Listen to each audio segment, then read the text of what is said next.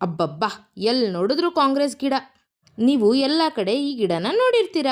ಇದರ ವೈಜ್ಞಾನಿಕ ಹೆಸರು ಪ್ಯಾರಥೇನಿಯಂ ಹಿಸ್ಟೆರೋಫೋರಸ್ ಹಾಗೂ ಇದು ಕಳೆಯ ಪ್ರಜಾತಿಗೆ ಸೇರಿದೆ, ಅಂದರೆ ಅನಗತ್ಯವಾಗಿ ಬೆಳೆಯುವ ಸಸ್ಯಗಳು. ಈ ಸಸ್ಯ ಮನುಷ್ಯರಿಗೆ, ಪ್ರಾಣಿಗಳಿಗೆ ಮತ್ತು ಕೃಷಿಗೆ ತುಂಬ ಸಮಸ್ಯೆ ಉಂಟು ಮಾಡುತ್ತೆ.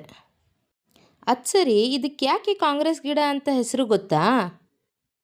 1950ರಲ್ಲಿ ಭಾರತದಲ್ಲಿ ತುಂಬ ಆಹಾರದ ಕೊರತೆ ಆಯಿತು. ಆಗ ಅಂದಿನ ಕೇಂದ್ರ ಸರ್ಕಾರ ಅಮೆರಿಕದಿಂದ PL 480 ಯೋಜನೆಯಡಿಯಲ್ಲಿ ಗೋಧಿಯನ್ನು ತರಿಸುತ್ತೆ. ಆ ಗೋಧಿಯ ಚೀಲಗಳ ಜೊತೆಗೆ ಪ್ಯಾರಥೇನಿಯಂ ಬೀಜಗಳೂ ಭಾರತಕ್ಕೆ ಬಂದ್ಬಿಡ್ತು. ಈ ಸಸ್ಯ ಇಡೀ ಭಾರತ ದೇಶಕ್ಕೆ ತುಂಬ ಫಾಸ್ಟಾಗಿ ಹರಡಿತು. ಇದೆಲ್ಲ ಯಾರ ಸರ್ಕಾರದ ಆಳ್ವಿಕೆಯಲ್ಲಾಗಿದ್ದು ಗೊತ್ತಾ? ಇದೆಲ್ಲ ಕಾಂಗ್ರೆಸ್ ಪಕ್ಷ ಪವರಲ್ಲಿದ್ದಾಗೆ ಆಗಿದ್ದು. ಅದಕ್ಕೆ ಈ ಗಿಡಕ್ಕೆ ಕಾಂಗ್ರೆಸ್ ಗಿಡ ಅಂತ ಹೆಸರಿಟ್ಬಿಟ್ರು. ಈ ಪ್ಯಾರಥೇನಿಯಂ ಸಸ್ಯ ಭಾರತದ ದೇಶೀಯ ಸಸ್ಯ ಅಲ್ಲ,